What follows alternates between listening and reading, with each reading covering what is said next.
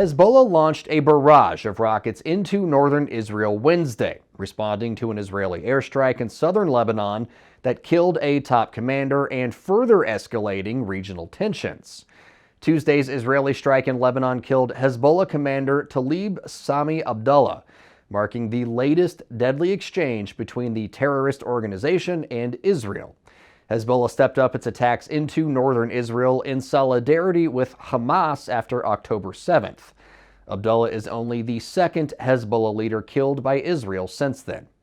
The Israeli military reported the projectiles were launched from Lebanon, causing fires, but so far no casualties were reported. The exact number of projectiles fired is in dispute, but it's likely somewhere between 160 and 200. This ongoing conflict, characterized by rocket and drone attacks, has displaced at least 60,000 Israelis since October.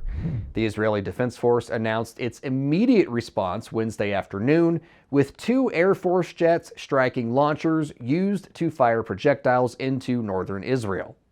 Despite international efforts to halt the violence, attempts to establish a ceasefire in Gaza and reduce hostilities between Hezbollah and Israel remain stalled. On Tuesday, Hamas responded to a U.S.-backed ceasefire proposal in Gaza, suggesting amendments but not fully committing to the terms. Israel viewed the move as an outright rejection.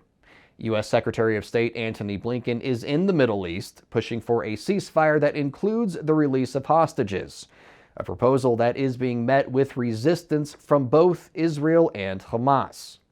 In response to the U.S.-led initiative, Hamas reiterated its demand for a permanent ceasefire with specific timelines and toughened its position on key issues, like the withdrawal of Israeli forces from strategic areas near Gaza.